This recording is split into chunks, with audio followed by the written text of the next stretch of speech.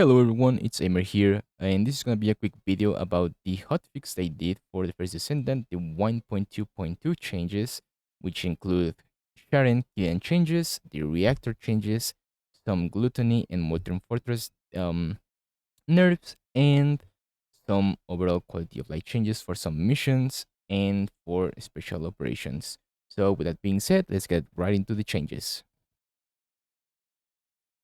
So for the first change I would like to discuss is the balance improvements for both Molten Fortress and Gluttony. Now, as the changes mentioned, we are now able to queue as solo players for both of these Colossus. This is a good change because I think there was like some sort of bad feedback around these both Colossus where in public lobbies it was more of a hassle to try to do them because you will get griefed by people who don't know the mechanics or people who know them but they don't really like do them because they don't really care or they try to get carried. And we are now able to kill these Colossus in seconds, right? I think this is a great change now that we are in season 2. And what I like about this is that they didn't do this for Deathstalker because I think the game should also be playable as a team. I think the game needs more team focused content where you can solo everything because, at least in my personal opinion, it gets boring to just play solo all the time, but to each their own. So now, if we go to the changes, I think the most important changes for Molten Fortress is that the beam of the towers can now not be changed once it's fixed into both towers. This means that you cannot shoot it by accident and then you will have to redo the whole tower, or someone cannot grief you by shooting them and like just cycle into the beam. Now the thing is that once it connects from tower to tower, it will stay there no matter what.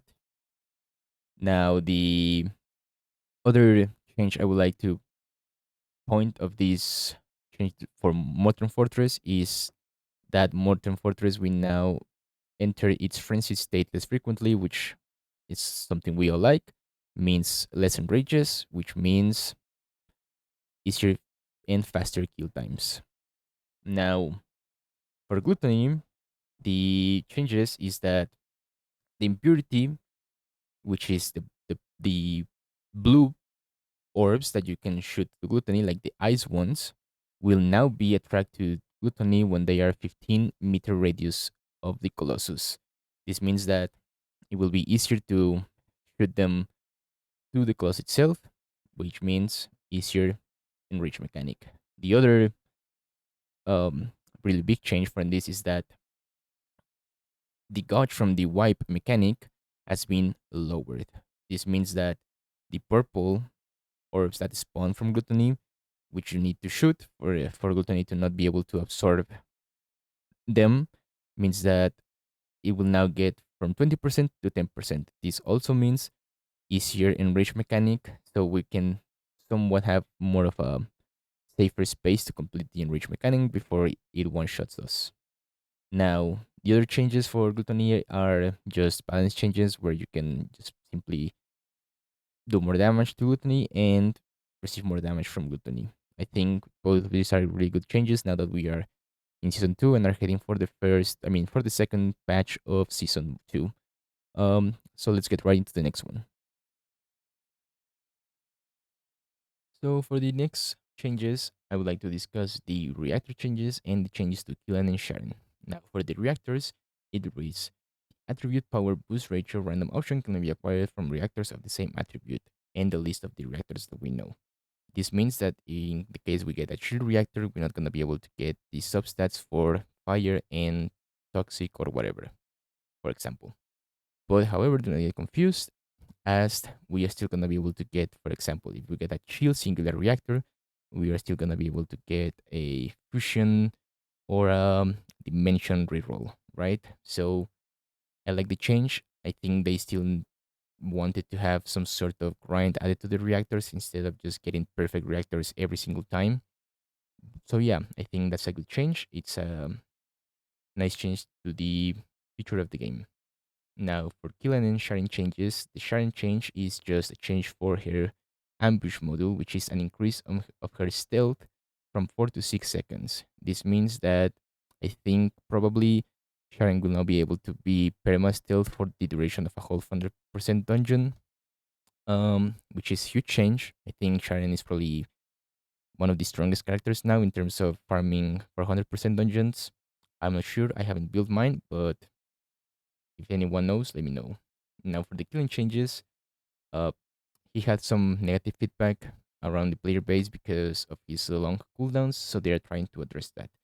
We know that Septic Gust has been cut down by almost 50%, which means from 60 to 35 seconds. This is his third skill, and the fourth skill, Tremor, has been reduced by a cooldown of 20 seconds.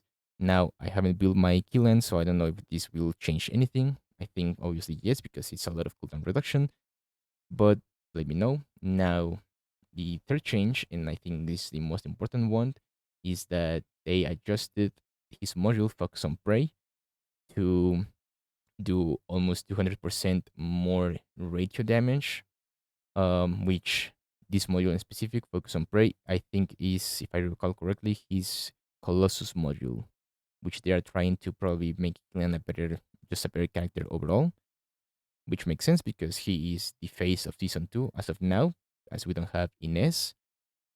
So yeah, I think these are great changes for both Sharon and Killian, specifically for Killian, because they're trying to make him a better character overall, and I think that's really fine as we had recently some sort of balance changes to other characters. So they're definitely taking a step in the right direction of just trying to buff everything instead of nerfing other characters. However, we will get to like a point where maybe some nerfs are going to be needed or some more buffs are going to be needed. So let's get right into the last change, which is going to be the content change. So for the last part of the patch, they have now added a private operation feature to the special operations, which means we now be able to solo them or go into them with a private group.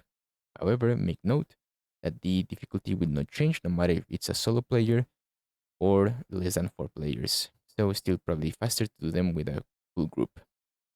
For the last change, they have now changed the mechanic of the commander monsters in the missions that you see on the screen. They have changed it from the sphere mechanic to the monster extermination mechanic, which means that now the commanders will not spawn those annoying orbs that you need to shoot, but rather they will spawn monsters that when killed, the commander will exit its enraged state and you'll be able to do more damage to him. As you can see, all of the missions in the screen are really, really, really annoying missions to run because of this, and now they have made them easier to run, and it's probably way faster. I still haven't tried them myself, but I think it's a huge change to these missions. And yeah, I think this is all for the patch. I think those are the more noticeable changes that they made. And I'll see you guys on the next one, which is probably gonna be my Void Abyss guide. But yeah, thank you guys and see you in the next time.